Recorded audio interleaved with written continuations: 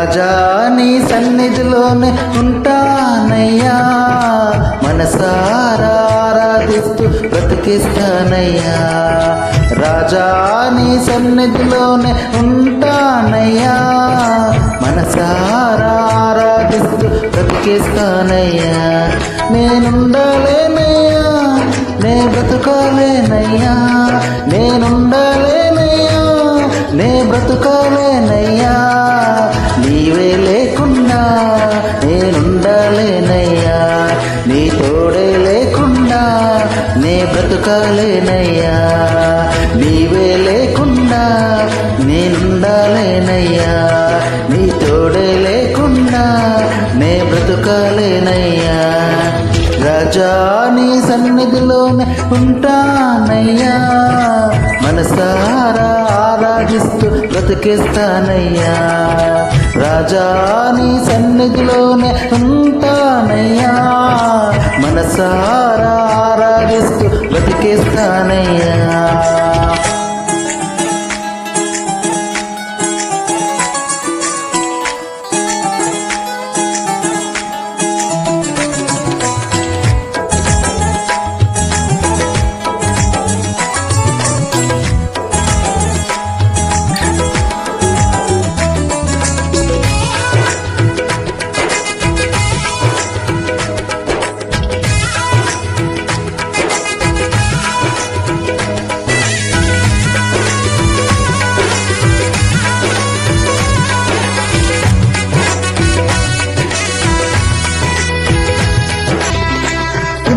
దానములో సంపూర్ణ సంతోషం, ఆరాధించుకునే విలువైన అవకాశం.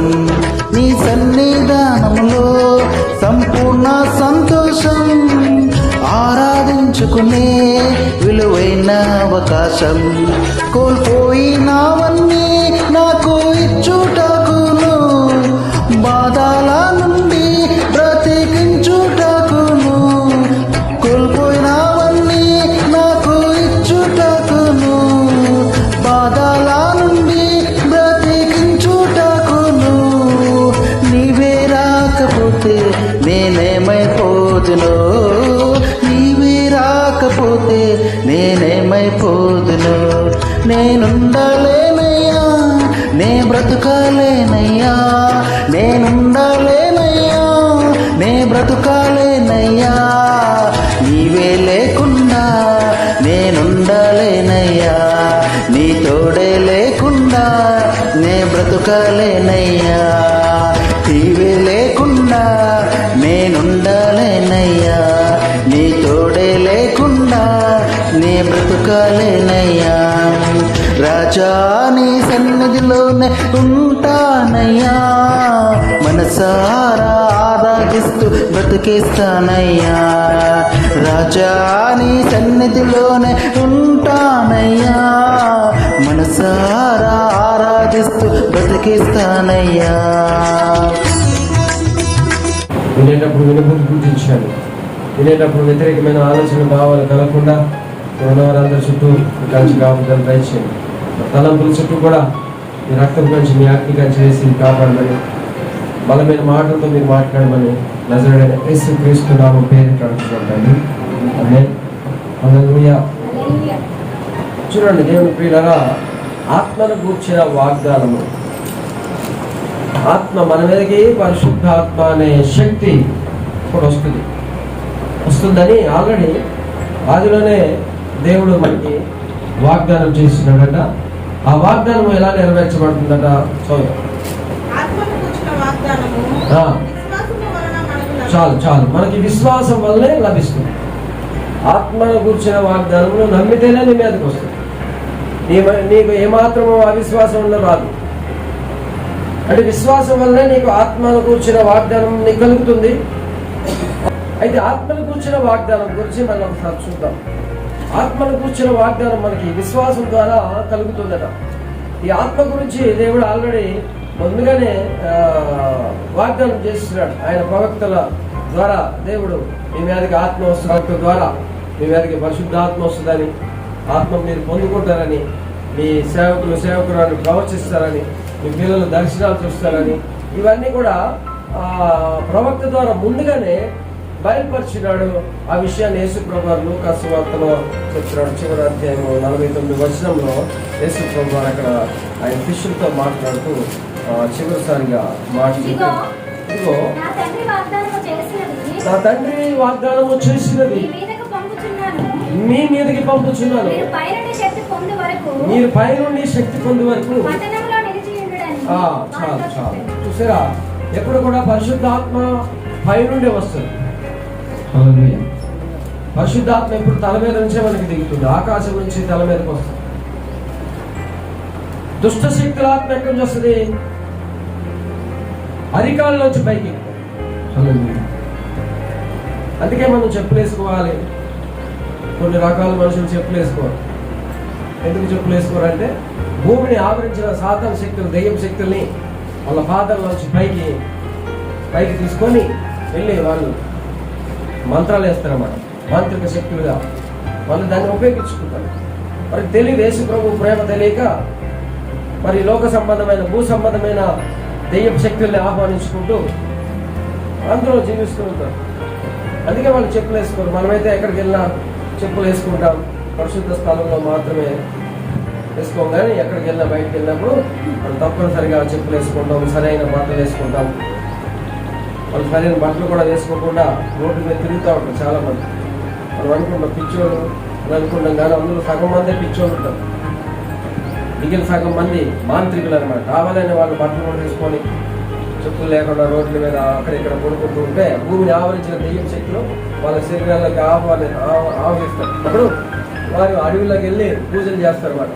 అటువంటి వారే రోడ్డు మీద చాలా మంది బట్టలు లేకుండా తిరుగుతారు. కొంతమంది కొన్ని రోజులు కనపడతారు, వెళ్ళాలి కనపడరు. ఎందుకంటే అందుకే ఎక్కిన తర్వాత వెళ్ళిపోతారు అన్నమాట.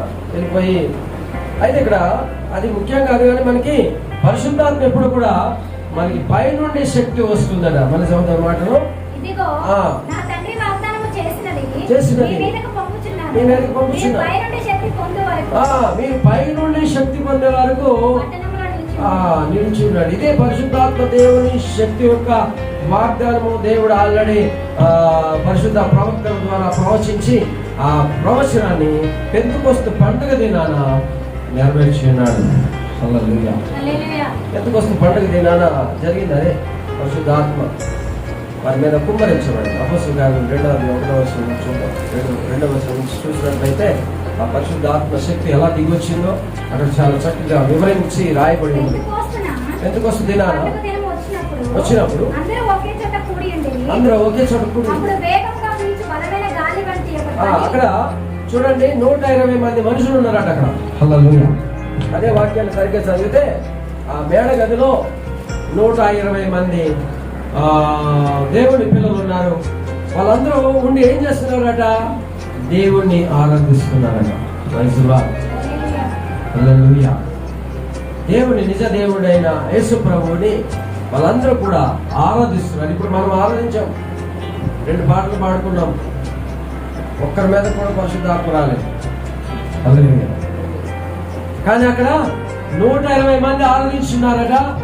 120 మంది మేరకి పరిశుద్ధాత్మ శక్తి వచ్చేస్తున్నారు. హల్లెలూయా. మరి మన మీద ఎందుకు రాదు? మన మీదకి రాదు, ఎందుకంటే మనం పరిశుద్ధంగా ఉండదు. మన చూపులు మననే ఎవరు ఇంగ్లీష్ సినిమా చూస్తారట. హల్లెలూయా. నాకు అన్ని దేవుడు చూపిస్తా ఉంటాడు. సినిమాలు చూస్తారట. నేత్రాశతో నశించిపోతున్న మనుషులు ఉన్నారు ఇక్కడ. పరిశుద్ధాత్మ రమ్మంటే ఎందుకు వస్తుంది? రాదు, పక్కన నుంచి వెళ్ళిపోతాం. హల్లెలూయా. అయితే అక్కడ 120 మంది దేవుని గొప్పగా ఆరాధిస్తున్నారు. ఆ దినము పెంతెకొస్తు దినము. వాళ్ళందరూ దేవుని ఆరాధిస్తుండగా అకస్మాత్తుగా ఒక కార్యం జరిగింది. ఏంటది? అప్పుడు వేగముగా ధ్వని ఆకాశం నుండి అకస్మాత్తుగా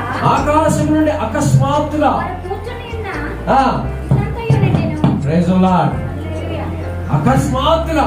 దేవుని శక్తి ఎప్పుడు కూడా నువ్వు ఎక్స్పెక్ట్ చేసినట్టు రాదు, నువ్వు ఎక్స్పెక్ట్ చేయలేవు. హల్లెలూయా.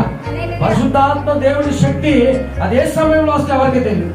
అందుకే ఒక చోట యేసు ప్రభువు అంటారు యోహాను సువార్త 3వ అధ్యాయంలో, గాలి తనకి ఇష్టమైన చోట విసురును, గాలి తనకి ఇష్టమైన చోట విసురును, నీవు దాని శబ్దము విందువే గాని అది ఎక్కడి నుండి వచ్చునో ఎక్కడికి పోవునో నీకు తెలియదు. హల్లెలూయా.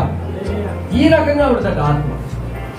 గాలి తన శబ్దాన్ని వింటావు కానీ ఆ గాలి ఎక్కడి నుంచి వస్తుంది, అది ఎక్కడికి వెళ్ళిపోతుందో నీకు తెలియదు. ఆ విధంగా ఉందంట పరిశుద్ధాత్మ దేవుని శక్తి. ఆ విధంగా నీ మీద వస్తుంది. హల్లెలూయా. ఎంతోమంది పరిశుద్ధాత్మ కోసం ప్రయాసపడ్డ వారు చాలా మంది ఉన్నారు. ఉపవాసం నుండి రొమ్ము బాదుకొని ఏడ్చుకుంటూ ఏడ్చిన వాళ్ళు ఎంతోమంది నేను చూశాను. ఈ పరిశుద్ధాత్మ దేవుడు నీ దగ్గరకు వస్తే నువ్వు ఆ దేవుడిని నువ్వు గణపరచలేవు. ఎందుకంటే దాని విలువ నీకు అర్థం కావట్లేదు. పరిశుద్ధాత్మ దేవుని విలువ నీకు అర్థమైతే అప్పుడు పరిశుద్ధాత్మ దేవుడు రాగానే ఆయన పాదాల మీద పడడానికి నువ్వు ఇష్టపడతావు. ఆయన విలువ నీకు అర్థం కావాలంటే ఒక మాట చెప్తే అర్థం కాదు. హల్లెలూయా. నిజమే దేవుని పిల్లల పరిశుద్ధాత్మ దేవుని యొక్క శక్తి ఎంత గొప్పదంటే ఆయన ఆ దేవుణ్ణి పొందుకోవడమే ధన్యత్వం అట. ఒక పాస్టర్ గారు 7 సంవత్సరాలు ప్రయాసపడి ఉపవాసం ఉండి చివరికి 7 సంవత్సరాల తర్వాత ఆయన పరిశుద్ధాత్మను పొందుకున్నట్లుగా ఆయన నాకు సాక్ష్యం చెప్పినాడు. అట్లాగే దేవుని పిల్లగా పరిశుద్ధాత్మ అనేది మనకి ఉచితంగానే వస్తుంది.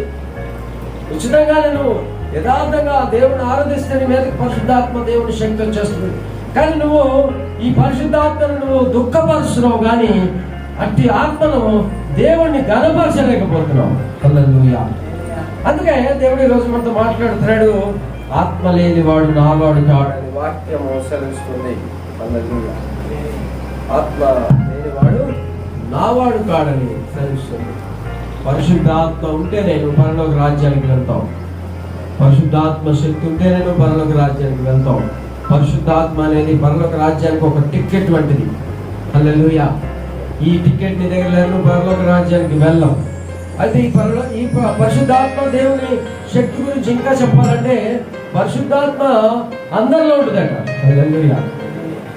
Praise Lord. దేవునికి మహిమ కలుగును గాక. యేసుక్రీస్తు నామములో బాప్తిజం పొందిన ప్రతి వారిలో పరిశుద్ధాత్మ దేవుడు ఒక ఆవగింజ రూపంలో ఉంటాడట. నువ్వు పరిశుద్ధాత్మ లేకుండా యేసు ప్రభు దేవుడు అని చెప్పలేవట. నువ్వు యేసు ప్రభు దేవుడని నీకు లోపల ఏమన్నా సరే నువ్వు నోటితో మాట్లాడటానికి కూడా పరిశుద్ధాత్మ దేవుడు ఉంటే నువ్వు చెప్పగలవు. హల్లెలూయా. అంటే పరిశుద్ధాత్మ దేవుడు నిజమైన దేవుడు యేసు ప్రభు అని నువ్వు నోటితో మాట్లాడేవంటే అది పరిశుద్ధాత్మే. పరిశుద్ధాత్ముడే నీలోంచి మాట్లాడినట్లు అర్థం. అయితే దేవుడి పిల్లరా ఇక్కడ మరొక విషయం ఏంటంటే పరిశుద్ధాత్మ వేరే, పరిశుద్ధాత్మ వరం వేరే. అయితే ఇప్పుడు మనం పరిశుద్ధాత్మ వరం కోసం నేను మాట్లాడుతున్నాను. ఈ వరమే దేవుడు మనకి వాగ్దానం చేస్తున్నాడట. ఈ వాగ్దానము ఏ విధంగా నెరవేర్చబడుతుందంటే విశ్వాసం ద్వారా నెరవేర్చబడుతుందట. హల్లెలూయా. నీకు విశ్వాసం కావాలంటే ఎలా ఎక్కడి నుంచి వస్తుంది? వినుట వల్ల విశ్వాసం కలుగుతుందట. రోమీయులకు రాసిన పత్రిక 10:17 చూసినట్లయితే ఈ వాక్యాలు నీకు మైండ్ లో ఫీడ్ అయిపోవాలి. పక్కన చెప్పాలి, అలా చేయాలి. కాగా వినుట వల్ల విశ్వాసం కలుగును, వినుట వలన విశ్వాసం కలుగును, వినుట క్రీస్తుని కూర్చిన మాట వల్ల కలుగును, వినుట క్రీస్తుని కూర్చిన మాట వలన మాత్రమే కలుగును. వినుట వల్ల ఆటోమేటిక్ గా విశ్వాసం కలుగుతుంది. విశ్వాసం కలిగితే ఏం కలుగుతుందంటే ఆటోమేటిక్ గా ఆత్మ వచ్చేస్తుంది.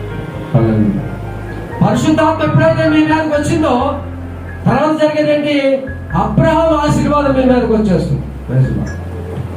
దేవునికి మహిమ కలుగును. ఇది ఆటోమేటిక్ గా జరుగుతుంది. ఎప్పుడో నువ్వు వినుట వలన నీకు విశ్వాసం కలిగితే.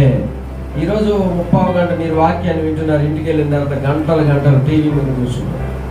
హల్లెలూయా. వినుట విశ్వాసం వల్ల వినుట వల్ల విశ్వాసం కలిగితే విశ్వాసము కేవలము క్రీస్తు మాటల ద్వారానే కలుగుతుంది. కానీ నువ్వు లోకపరమైన మాటలు వింటే నీకు విశ్వాసం ఉన్నది పోదు. అందుకనే దేవుని పిల్లరా మనము విన్న ఈ మాటలు మనము ధ్యానం చేయాలి. ఈ కొద్ది మాటలను నువ్వు ఇంటికి వెళ్ళి ధ్యానం చేయాలి. ఆత్మ లేని వాడు నా వాడికి వాడు. హల్లెలూయా. పరిశుద్ధాత్మతోనే సాధ్యం ఏదైనా సరే.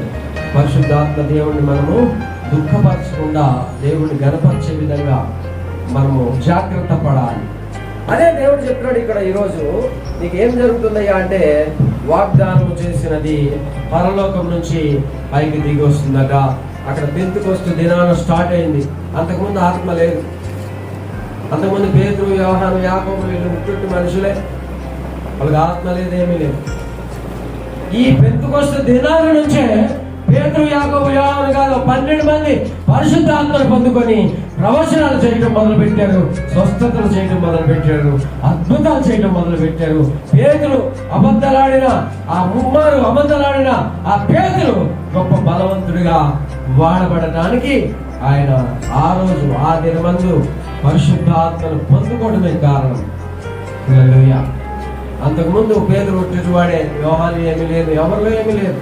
కానీ ఎప్పుడైతే ఈ పెంతెకొస్తు దినమున వారు ఆత్మను పొందుకున్నారో అక్కడి నుంచి వారి జీవితాలు మారిపోయినాయి.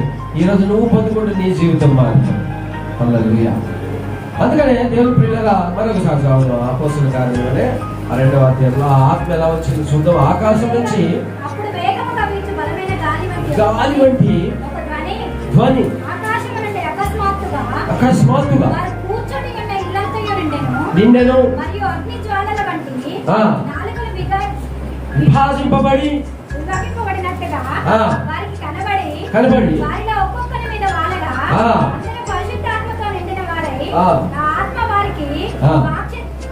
వాక్శక్తిని చాలు వాక్శక్తిని ఇచ్చింది. చూడండి, అగ్ని ఆకాశం నుంచి పెద్ద గాలి వలె దిగొచ్చింది. అక్కడ పెద్ద అగ్ని వలె శబ్దం వచ్చింది. అగ్ని జ్వాలలు విభాజింపబడినట్లుగా, అగ్ని నాలుకలు విభాజింపబడినట్లుగా డివైడ్ అయిపోయి ఒక్కొక్కరిలోకి ఒక్కొక్క అగ్ని నాలుక వెళ్ళిపోయి వారిని ఆత్మతో నింపడం మనము బైబిల్ గ్రంథంలో మనం చూస్తున్నాం. ఎప్పుడైతే ఆత్మ నింపబడ్డారో, ఆత్మతో నింపబడ్డారో వారిలో ఏమొచ్చిందట? వాక్శక్తి వచ్చిందట. హల్లెలూయా. అందుకనే పేతురు, యాకోబు, యోహాను మాట్లాడుతుంటే విద్య లేని పామరులకు ఇంత జ్ఞానం ఎక్కడని వాళ్ళందరూ ఆశ్చర్యపోయారు. ఏమైంది వీళ్ళకి? దేవుని పిల్లరా, మనం అంతే. దేవుని ఆత్మను పొందుకుంటే అలాగే మన జీవితాలు మారుతాయి. చాలా మంది పరిశుద్ధాత్మను దేవుడు ఇచ్చినా కూడా వారు తీసుకోలేరు. పరిశుద్ధాత్మ దేవుడి విలువ మనకు తెలియట్లేదు. చాలా మంది దగ్గరికి దేవుడు వస్తున్నాడు, ఎందుకంటే దప్పిగల వారి మీద ఆయన ఆత్మను కుమ్మరిస్తాడన్నాడు. అలాగే ఆయన దప్పిక ఎవరికైతే ఉన్నదో వారి మీదకి ఆయన ఆత్మను కుమ్మరిస్తున్నాడు. కొంతమంది స్వీకరిస్తున్నారు, అనుసరిస్తున్నారు, కొంతమంది తిరస్కరిస్తున్నారు. కానీ పరిశుద్ధాత్మ దేవుడు ఎక్కడ ఉంటే అక్కడ స్వతంత్రం ఉంటుందట. 2 కొరింథీయులు 3:17 చూసినట్లయితే ప్రభువే ఆత్మ, ప్రభు యొక్క ఆత్మ ఎక్కడ ఉండునో అక్కడ స్వాతంత్రం ఉండును. చూసారా? ప్రభువే ఆత్మ. ఈరోజు నీ ఇంట్లో ఆత్మ అంటే స్వతంత్రం ఉంటుంది. స్వతంత్రం అంటే ఆర్థిక స్వతంత్రం, ఆరోగ్య స్వతంత్రం, కుటుంబంలో శోధన లేని విధానం, సమస్త విషయాల్లో నీకు స్వతంత్రం. ఎక్కడికి వెళ్ళాలన్నా స్వతంత్రంగా వెళ్ళే స్వతంత్రం నీకు రావాలంటే నీ ఇంట్లో నీలో పరిశుద్ధాత్మ దేవుడు ఉండాలి. హల్లెలూయా. పరిశుద్ధాత్మ లేకపోతే నీకు స్వతంత్రం ఉండదు. కనీసం కొనుక్కొని తినాలని నీకు స్వతంత్రం ఉండదు. ఎప్పుడైతే నీకు పరిశుద్ధాత్మ దేవుడు నీ దగ్గర ఉన్నాడో నీకు స్వతంత్రం కలగజేస్తాడు. నువ్వు పరిగెట్టగలన్నా పరిగెట్టగలవు, నిలబడాలని నిలబడగలవు. అంటే ఆ విధంగా స్వతంత్రము దేవుడు ఇచ్చే స్వతంత్రము పరిశుద్ధాత్మ ద్వారానే జరుగుతుంది తప్ప ఇక వేరే విధంగా జరగదు. అందుకనే పెంతెకొస్తు దినాన అందరి మీద పరిశుద్ధాత్మను కుమ్మరించాడు దేవుడు. హల్లెలూయా. పేతురు ఏమి తెలియని చేపలు పట్టుకునే వాళ్ళు వీళ్ళందరూ, వీళ్ళు చదువు లేదేం లేదు. అటువంటి వ్యక్తులు అద్భుతాలు చేస్తుంటే అందరూ చూసి ఆశ్చర్యపోయారు. ఈరోజు చాలా మంది పాస్టర్లు, చదువు లేని పాస్టర్లు కూడా వాక్యాలు చెప్తున్నారు. చాలా మంది చదువుకోకపోయినా సరే ఉన్నత స్థానంలో వాక్యాన్ని బోధించేవారు చాలా మంది ఉన్నారు. కాబట్టి దేవుని ప్రియులారా, చదువుకి సంబంధం లేదండి. పరిశుద్ధాత్మ దేవుడు నీలో ఉంటే నీ చదువు అవసరం లేదు. దేవుడే నేర్పిస్తాడని నేర్పించుకొని తీసుకెళ్తాడు. దేవుడు నీ దగ్గర యథార్థత ఉండి పరిశుద్ధాత్మను నువ్వు పోషించుకోవాలి. అంటే పరిశుద్ధాత్మ దేవుడు నీలో నివసింపజేయడానికి నువ్వు సహాయం చేయాలి. అంటే నువ్వు ఏ మలినకరమైన యాక్టివిటీ నీలో ఉండకూడదు, ఏ మలినకరమైన ఆలోచన నీలో ఉండకూడదు. నీ క్రియలు సమస్తము ఏ విధంగా ఉండాలంటే దేవుడిని గణపరిచే విధంగా నువ్వు ఉండాలి. అప్పుడు దేవుడి పరిశుద్ధాత్మ దేవుడు నీలో నివసిస్తూ ఉంటే నీకు స్వతంత్రం కలుగుతుందని దేవుని వాక్యము సెలవిస్తుంది. హల్లెలూయా. కాబట్టి దేవుని పిల్లరా, మనము దేవుని స్వతంత్రం పొందుకోవాలంటే ముందుగా పరిశుద్ధాత్మను పొందుకోవాలి. ఎప్పుడైతే నువ్వు ఆయన వెతికావో, ఆయన నీకు దొరికాడో, ఈ లోకమంతా నీకు ఉచితంగా దేవుడు ఇస్తాడు. ఆయన్ని వెతకరు మీరు, లోకాన్ని వెతుకుతాం మనం. అది కావాలి, ఇది కావాలి, అడుగు పరిగెట్టి, ఇటు పరిగెట్టి, మనుషుల మీద ఆధారపడి వాళ్ళ దగ్గరికి వీళ్ళ దగ్గరికి వెళ్తూ ఉంటాం. కానీ దేవుడి దగ్గరికి మాత్రం రాలేము. ఎప్పుడైతే నువ్వు దేవుని శక్తిని నువ్వు పొందుకున్నావో, ఇక్కడ పేతురు, యాకోబు, యోహానులు అద్భుతాలు చేశారు. మరి శృంగారం అనే దేవాలయం ముందు వెళ్తూ మరి అక్కడ కుంటివాడిని ముట్టుకోగానే ఆ కుంటివాడి కాళ్ళన్నీ కూడా బలపడి వాడు గంతులు వేయటం మొదలు పెట్టాడు. పుట్టుకతో కుంటివాడైన ఒక కుంటివాడు ఆ శక్తి ద్వారా పేతురులో నుంచి పరిశుద్ధాత్మ శక్తి అతనిలో ప్రవేశపెట్టబడింది. ఆ కాళ్ళు, కండరాలు, నరాలు అన్ని ఒక్కసారిగా బలపడి లేచి దిగ్గులు లేచి గంతులు వేయటం మొదలు పెట్టాడు. హల్లెలూయా. అంటే నీలో పరిశుద్ధాత్మ దేవుని శక్తి ఉంటే అద్భుతాలు చేస్తాడు, ఆశ్చర్యకరాలు చేస్తాడు. ఆయనకు అసాధ్యమే లేదు, ఏదైనా చేయగలరు. కాబట్టి మనం ఆయనను ఆశ్రయించాలి, ఆత్మను ఆశ్రయించాలి. ఆత్మతో మనం నడవడానికి ప్రయత్నం చేయాలి. ఆత్మ ప్రేరేపణ చేతనే మనం నడవాలి. ఆత్మ ప్రేరేపణ మనలో ఉంటేనే, ఆత్మ దేవుడు నేను నడిపిస్తేనే ఆత్మతో ఎంతమంది నడిపింపబడతారో మనందరూ కూడా దేవుని కుమారులను పడతారని దేవుని వాక్యము చెప్తుంది. Praise the Lord. హల్లెలూయా. కాబట్టి దేవుని పిల్లరా, పరిశుద్ధాత్మ దేవుని శక్తిని ఆస్వాదించడానికి మనము ప్రయత్నం చేయాలి. అయితే అగ్ని నాలుకల వలె వారి మీదకి దిగి వచ్చి అందరి మీదకి వచ్చిందట వారికి వాక్ శక్తి కలగడం మొదలుపెట్టింది. అయితే ఆత్మని కావాలంటే విశ్వాసం కావాలి. విశ్వాసం మనకి ఎందుకు కోల్పోతున్నాం? మనం ప్రార్థన చేస్తే ఒకటో రెండు కార్యాలు జరగలేదనుకో, విశ్వాసాన్ని కోల్పోతాం. హల్లెలూయా. కావాలని దేవుడు నిన్ను పరీక్షించడానికి ఒకటి రెండు కార్యాలు జరగకుండా చేస్తాడు. అంటే నువ్వు అన్ని జరిగితేనే నువ్వు నమ్ముతావా, లేకపోతే నమ్మవా? అంటే దేవుడి పిల్లరా, ఈ రోజుల్లో మరి అవసరాల కోసం దేవుడి దగ్గరికి వచ్చే వాళ్ళ కోసమే ఈ పరిచర్య. అవసరాల కోసం వచ్చి వెళ్ళిపోతుంటారు, అలాంటి వారికి దేవుడు కార్యం చేయడు. అందు నిమిత్తమే ఈరోజు మనము కార్యం జరిగినా జరగకపోయినా విశ్వాసం కలిగి ఉన్న వారికి మాత్రమే దేవుడి ఆత్మ వారి మీదకి వస్తుంది, దిగి వస్తుంది అన్నమాట. అందుని బట్టే మనకి పైనుండి శక్తి కలిగే వరకు మీరు ఎక్కడ ఉండమన్నారు? నిరీక్షించమన్నాడు. హల్లెలూయా. మళ్ళీ ఇంకా అందులో గల్తీలకు రాసిన పట్టిక కూడా మళ్ళీ తర్వాత మార్చుకుంటాం. 14 వచ్చాం. ఆత్మను కూర్చున్న వాగ్దానం విశ్వాసం వల్ల మనం లభించినట్లు అబ్రహాం పొందిన ఆశీర్వచనము క్రీస్తు యేసు ద్వారా అన్ని జనులు కలుగుటకై క్రీస్తు మన కోసం శాపమై. ఇది చూడండి, ఆత్మ వాగ్దానం కేవలం విశ్వాసం ఉంచితే వస్తుందట. కానీ అబ్రహాము పొందిన ఆశీర్వచనం నీకు రావాలంటే ఒక నీతిమంతుడు శాపమై పాపమై మ్రాను మీద వేలాడబడాలట. దేవుని పిల్లరా, ఈ మాట నువ్వు నమ్మితే నీకు అబ్రహాము పొందిన ఆశీర్వాదం నీ మీదకి వస్తుంది. నమ్మాలి. ఎందుకో యేసుప్రభువు వారు శిలువ మీద వేలాడాడంటే నీ కోసం, నా కోసమే మన శాప పాపాల నుంచి విముక్తి పొంది అబ్రహాము పొందిన ఆశీర్వాదం నీ మీదకి రావడం కోసమే. బైబిల్ గ్రంథంలో మొట్టమొదటిగా ఆశీర్వదించబడిన వ్యక్తి అబ్రహామే. అబ్రహాము ఆశీర్వదించబడినంత ఆశీర్వాదము ఎవరికి రాలేదండి, ఎవరికి లేదు. అబ్రహాము అంతగా ఆశీర్వదించబడ్డాడు. అతని గొర్రెల, మేకలు, పశువుల కాపర్లు అధికమైపోయారు. విస్తారంగా అతన్ని దేవుడు ఆశీర్వదించాడు. ఆయన చూశాడంటే ఆ పశువులను చూశాడు. పశువులు ఒకదానికొకటి పిల్లలు పెట్టడం మొదలుపెట్టినాయి. పిల్లలు అధికమైపోయి ఆశీర్వాదాలు. ఈ రోజుల్లో మనకి డబ్బు ఆశీర్వాదం, కానీ ఆ రోజుల్లో పశువులే ఆశీర్వాదం. హల్లెలూయా. ఆ రోజుల్లో డబ్బు ఏం లేదు, కానీ పశువులే. అంటే అబ్రహాము పశువులు అధికమైపోయి పశువుల కాపర్లు అధికమైపోతే ఆ రాజు దిగొచ్చి, అయ్యా అబ్రహాము నువ్వు ఇక్కడ ఉండొద్దయ్యా, వేరే దేశం వెళ్ళిపో, నీ పశువులకి నీ పశువుల కాపర్లకు ఈ ప్రదేశం సరిపోవట్లేదు కాబట్టి నువ్వు దూరంగా వెళ్ళి బ్రతకయ్యా, నన్ను వదిలేసి అని చెప్పి ఆ రాజు వచ్చి బతుకులాడతాం. మనం బైబిల్ గ్రంథం చదివినట్లయితే అర్థమవుతుంది. హల్లెలూయా. అంటే దేవుడు ఎంత ఆస్వాదించాడు.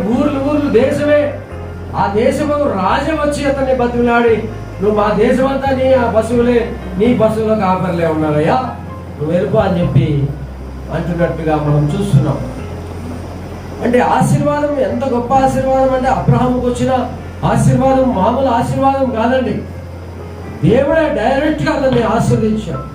ఈ మధ్యలో ఎవరు లేరు, ఇక డైరెక్ట్ గా దేవుడి ఆశీర్వాదమే అబ్రహాం మీదకి వచ్చేసింది.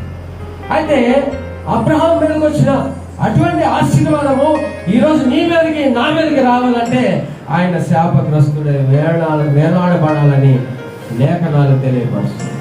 అలాగే ఈ మాటలు మనం వింటే ఈరోజు మనకు కూడా అబ్రహాము పొందిన ఆశీర్వాదం నీకు వస్తుంది. అయితే నమ్మాలి. చాలా మంది వింటారంతే, ఈ చెవుల నుంచి విని ఈ చెవుల నుంచి వదిలేస్తారు. అందుకే దేవుడు మనకి 2 చెవులు ఇచ్చి, ఒక చెవులు ఇస్తే లోపలికి తీసుకొని అక్కడే ఉంటాయి. లేదు 2వ చెవి అయితే హైదరాబాద్ పోయింది. హల్లెలూయా. అయితే దేవుడి పిల్లరా, మనకి ఆశీర్వాదాలు, ఈ మాటలు మన హృదయంలో భద్రపరచుకోవాలి. మరియమ్మ కూడా తన హృదయంలో భద్రపరచుకున్నట. ఏమని? ఆ దేవదూత వచ్చి చెప్పిన విషయాల్ని తన హృదయంలో భద్రపరచుకున్నాడు. అందుకే ఆమె ధన్యురాలైంది. హల్లెలూయా.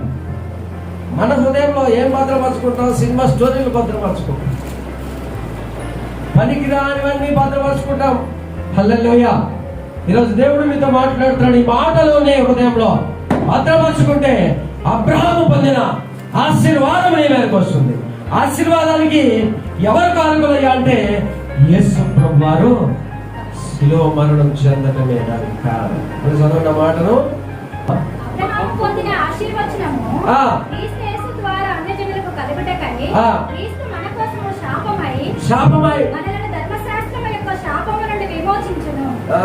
అందుకనే ఆయన శాపమై పాపమై శిలువ మీద మ్రాను మీద వేలాడబడి ఆయన నల్లగొట్టబడి భయంకరంగా వేదన పడి ఈ సినిమా అంతా నీకు ఎందుకు చూపించారయ్యా అంటే నీకోసమే.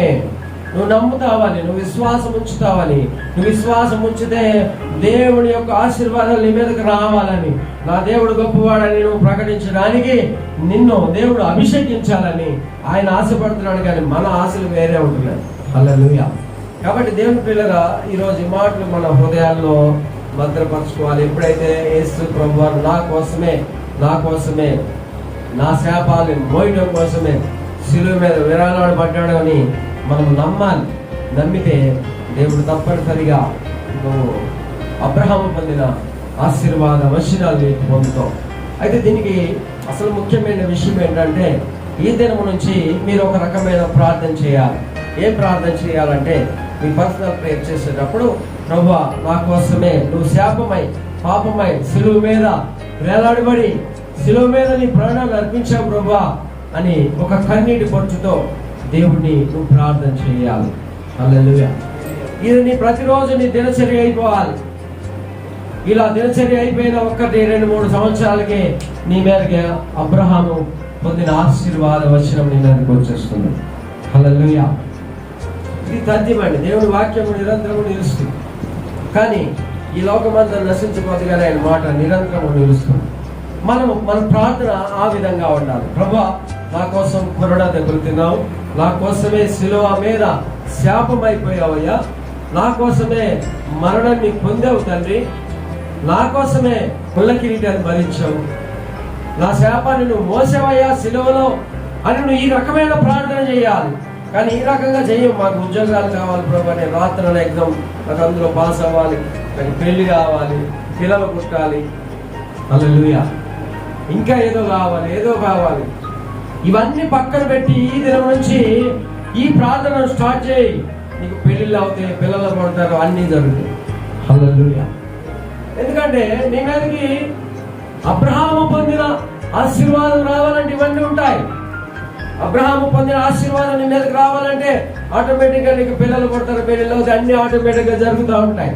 అందుకని ఈ దినం నుంచి మన ప్రార్థన ఈ రకంగా ఉండాలి. కన్నీటితో, ప్రభువా నా కోసం మరణించవయ్యా, ఈ యొక్క మాటను మాత్రం విడవకుండా ప్రార్థన చేయండి. ప్రియ సహోదరుడా, నువ్వు సాక్షిగా నిలబడతావు.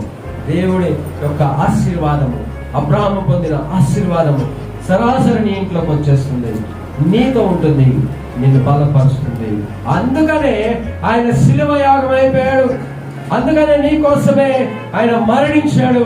ఆయన పరలోకాన్ని విడిచి ఇక్కడికి వచ్చి ఘోరమైన శ్రమలు పడ్డాడు, ప్రసవ వేదన భరించాడు, అనుభవించాడు. అది అనిపించి చివరి వరకు వెళ్ళి మరణంలోకి వెళ్ళి మరణపు ముళ్ళుని విరిచిన దేవుడు మన దేవుడు. కానీ ఇవన్నీ మనకు తెలుసు, ఇదే కొత్త వాక్యమే కాదు. కానీ దేవుడు ఈరోజు మనతో మాట్లాడుతున్నాడు. దేవుని పిల్లరా, మీకన్నీ తెలుసు, కానీ ఆ ప్రార్థన మాత్రం చెయ్యం. మనం చేసే ప్రార్థన వేరే ఉంటుంది, మన విజ్ఞాపన వేరే ఉంటుంది, మన మన ఆశలు వేరే ఉంటాయి. నీ ఆశలన్నీ తీర్చబడతాయి. నువ్వు చేసే ప్రార్థన ఇలా ఉంటే నీ ఆశలు మొత్తం తీర్చబడతాయి. ఇంకా అందులో చదువు, అక్కడ ఏమైంది? క్రీస్తు మన కోసమే శాపమై నన్ను ధర్మశాస్త్రం యొక్క శాపము నుండి విమోచించెను. ఇందును గూర్చి మాన మీద వేలాడిన ప్రతి వాడును శాపగ్రస్తుడు అని రాయబడి ఉన్నది. ఈ లేఖనాన్ని యేసు ప్రభువారు నెరవేర్చుకున్నారు. ఇలాగే మనకి ఆశీర్వాదం ఇది అందరికీ ఉండదు. ఎవరైతే ఈ మాటలు నమ్ముతున్నారో, ఎవరైతే మాటలు విని కరెక్ట్ అనుకుంటున్నారో వారి మీద మాత్రమే ఈ ఆశీర్వాదాలు వస్తాయి. అందరి మీదకి రావండి. అన్యజనుల మీద కూడా సూర్యకాంతి పడుతుంది, వర్షం పడుతుంది, చలి వస్తుంది, కానీ ఈ ఆశీర్వాదాలు అందరి మీదకి రావు. హల్లెలూయా. ఎందుకంటే మనం అన్యజనులమే. మన మీదకి ఆశీర్వాదాలు రావాలంటే నువ్వు ఈ మాటలు నీ హృదయంలో చేర్చుకోవాలి. ఈ మాటలు నువ్వు నమ్మాలి. అవును ప్రభా, నిజమేనయ్యా, ఆయన చెమటోడిస్తే గాని పంట తినవని ఆ శాపాన్ని ఈయన మోసి గచ్చమైన తోటలో ఆ చెమట బిందువు రక్త బిందువుగా మార్చి ఈ భూమిని తడిపినాడు అని నువ్వు నమ్మాలి. నమ్మిన వారికి మాత్రమే. హల్లెలూయా. అందుకే దేవుని పిల్లగా ఎక్కడ పడితే అక్కడ ఆశీర్వాదాలు ఉండవు. నమ్మకం ద్వారానే ఆత్మ వస్తుంది. నువ్వు నమ్మితేనే, విశ్వాసంతోనే నీ మీదకి పరిశుద్ధాత్మ దేవుడు పనిచేసి నీ హృదయంలో, అంటే మన ఫేస్ ఫీలింగ్ అని నమ్మినట్టు ఉంటుంది, కానీ మన లోపల నమ్మం. చాలా మంది ఇక్కడ కూర్చున్న వారు మాటలు వింటున్నారు, కానీ ఈ మాటల విత్తనాలు ఎన్ని హృదయాల్లో ఫలిస్తాయో. హల్లెలూయా. ఇప్పుడు నేను నాటిన ఈ విత్తనము వెంటనే ఫలించదు. ఏ విత్తనము కూడా వెంటనే ఫలించదు. ఈ విత్తనం ఫలిస్తుందంటే నీ ప్రార్థన మారిపోవాలి ఈ రోజు నుంచి. హల్లెలూయా. ఈ నీ ప్రార్థన మారితే ఈ విత్తనం ఫలిస్తుంది. అంటే నీ ప్రార్థన వేరే ఉండాలి. ఇక్కడ నుంచి ఈ లోకపరమైన ప్రార్థన కాదు, కానీ ప్రభా నువ్వు నా కోసం ముళ్ళ కిరీటాన్ని భరించావు, కొరడా దెబ్బలు తిన్నావు, నా కోసము శాపమై పాపమై రాను మీద వేలాడబడ్డావయ్యా అని చేసే నీ ప్రార్థన అబ్రహాము యొక్క ఆశీర్వాదము నీ మీదకి రావాలని ఆయన శిలువ యాగం చేస్తున్నాడు. శాపగ్రస్తుడైపోయినాడు, శాపాలను మోసి ఉన్నాడు. ఈ శాపాల గురించే ఒక్క విషయము కీర్తనకారుడు చెప్తున్నాడు. 107వ కీర్తన 16వ వచనం చూసినట్లయితే ఈ విషయాన్ని కీర్తనకారుడు చక్కగా వివరిస్తున్నాడు. ఎలాగనగా ఆయన ఇత్తడి తలుపులను పగలగొట్టి ఉన్నాడు, ఇనప గడియలను విరగొట్టి ఉన్నాడు. చూసిరా, ఈ మాట యేసు ప్రభు గురించి రాబడిందండి. ఇత్తడి తలుపులేంటి, ఇనప గడియలేంటి అని మనం అనుకుంటున్నాం కదా. ఇత్తడి ఏమో శాపాలకి పాపాలకి సాదృశ్యమైనది. హల్లెలూయా. ఇత్తడి తలుపులు అంటే నీ యొక్క శాప పాపాలని, అంటే నీ తల్లిదండ్రులు పితరులు చేసిన పాపాలన్నీ శాపాలుగా నీ మీదకి వస్తాయి. హల్లెలూయా. నీకు తెలుసో తెలీదో, మీ ఇంట్లో జరిగే ప్రతి కార్యం కూడా పైనుంచి వచ్చే ఆ శాపాల వల్ల నీకు కలుగుతూ ఉంటుంది. ఆ శాపమే నీ ఇంట్లో కుటుంబాలు విడిపోవటం, అల్లకల్లోలం అవటం, భార్య భర్తల మధ్య సమాధానం లేకపోవటం, పిల్లల మధ్య సమాధానం లేకపోవటం, ఇవన్నీ ఎక్కడి నుంచి వచ్చినాయి అనుకుంటారు? ఈ శాపాలు. అంటే నీ తల్లిదండ్రులు చేసిన పాపాలన్నీ ఒక్కొక్కరిగా వచ్చి నీ ఒళ్ళో పడుతూ ఉంటాయి. మనకు తెలియక మనం అనుకుంటున్నాం, వాడిని తిట్టుకుంటాం, వీడిని తిట్టుకుంటాం, ఏదేదో అనుకుంటాం. అసలైంది ఏంటంటే నీ తల్లిదండ్రులు, నీ పితరులు పాపాలు చేసిన పాపాలన్నీ శాపాలుగా నీ మీద పడుతూ ఉంటాయి. హల్లెలూయా. ఆ విషయమే ఈరోజు దేవుడు మీతో మాట్లాడుతున్నాడు. నేను చెప్పినట్టుగా మీరు ప్రార్థన చేస్తే మీ పితరుల పాప శాపాలన్నీ పగలగొట్టబడతాయి. ఇత్తడి తలుపులు పగలగొట్టిన దేవుడు మన దేవుడు. హల్లెలూయా. ఇనప గడియలను విరగొట్టిన దేవుడు మన దేవుడు. హల్లెలూయా. ఇత్తడి ఇనుము ఎక్కడే అనుకుంటారా? ఇవి ఉన్నాయి ద్వితీయోపదేశ కాండంలో. ఇది నా సొంత మాటలు కాదు. ద్వితీయోపదేశ కాండము 28వ అధ్యాయంలో చాలా క్లియర్గా అక్కడ రాయబడింది. 28వ అధ్యాయం గురించి ఒకసారి చెప్పాలి, ఒక నిమిషం చెప్తాను. 28వ అధ్యాయము ద్వితీయోపదేశ కాండము 28వ అధ్యాయము చదవండి. 28వ అధ్యాయం గురించి ఒక మాట నేను చెప్తాను. 28వ అధ్యాయం మీరు ఇంటికి వెళ్ళిన తర్వాత కూడా దీన్ని ధ్యానం చేయండి. ఈ ద్వితీయోపదేశ కాండము 28వ అధ్యాయము ముందు 15 వాక్యాలు ఆశీర్వాదాలు ఉంటాయి, గొప్ప ఆశీర్వాదాలు ఉంటాయి. ఈ ఆశీర్వాదాల తర్వాత 15వ వచనం నుంచి నీకేముంటాయి అంటే శాపాలు ఉంటాయి. అంటే 15వ అధ్యాయం 15వ వచనం వరకు ఆశీర్వాదాలే ఉంటాయి, మొత్తం ఆశీర్వాదాలే.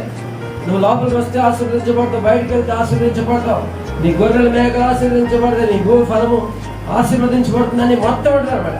అయితే ఇది 15వ వచనం వరకే. 15వ వచనం నుంచి ఇక శాపాలు స్టార్ట్ అవుతాయి. అయితే ఈ ఆశీర్వాదాలు ఎవరికి ఇస్తారు, శాపాలు ఎవరికి ఇస్తారంటే ఆయన ఆజ్ఞలు పాటించిన వాడికి ఆశీర్వాదాలు. హల్లెలూయా. 14వ వచనం వరకు ఆశీర్వాదాలే. ఎవరికి? ఆయన ఆజ్ఞలను తప్పకుండా పాటించిన వారికి మాత్రమే. నేను అది చేస్తాను, ఇది చేస్తాను, నేను చర్చికి వెళ్తాను, తర్వాత నేను విగ్రహాల గురించి కూడా చేస్తానంటే ఇది వేరే ఉంటుంది కదా. హల్లెలూయా. నేను బాప్తిసం తీసుకుంటాను, మళ్ళీ తాయెత్తులు కట్టుకుంటాను అంటే ఇది వేరే ఉంటుంది కదా. చూసారా? అంటే ఈ 14వ వచనం వరకు నీకు వచ్చే ఆశీర్వాదం ఎందుకు వస్తుందంటే నువ్వు దేవుడి ఆజ్ఞలు పాటించినట్లయితే. అయితే 15వ వచనం నుంచి స్టార్ట్ అవుతాయి. ఆయన ఆజ్ఞలు ఎవరైతే పాటించరో వాళ్ళ మీదకి శాప వచనాలు వస్తాయి. ఇక వరుసనే శాప వచనాలు ఉంటాయి. అందులో 5వ వచనం, 6వ వచనం అంటే 23వ వచనం చూసినట్లయితే నీ తలపైన ఆకాశము, ఇక్కడ వచ్చిందండి ఇత్తడి. నీ తలపైన ఆకాశము ఇత్తడి వలె ఉండును, నీ కిందనున్న నేల ఇనుము వలె ఉండును. అంటే దీని అర్థం ఏంటంటే ఇత్తడి వేడిని ఎక్కువగా గ్రహించుకొని ఉంటుంది అనమాట. ఇనుము ఇత్తడి రెండింటికి అదే ఒక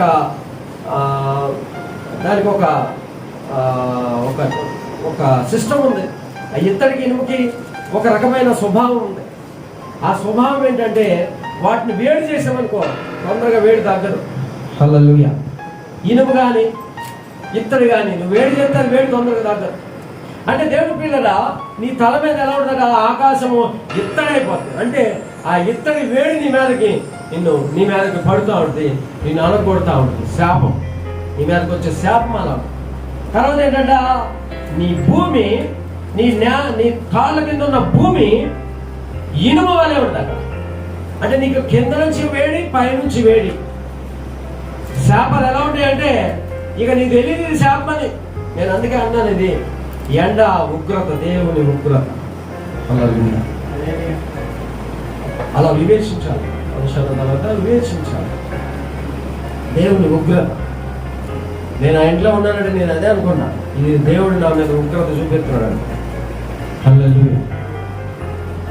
నిజమే దేవుడి పిల్లరా, దేవుడి ఉగ్రత అంటే.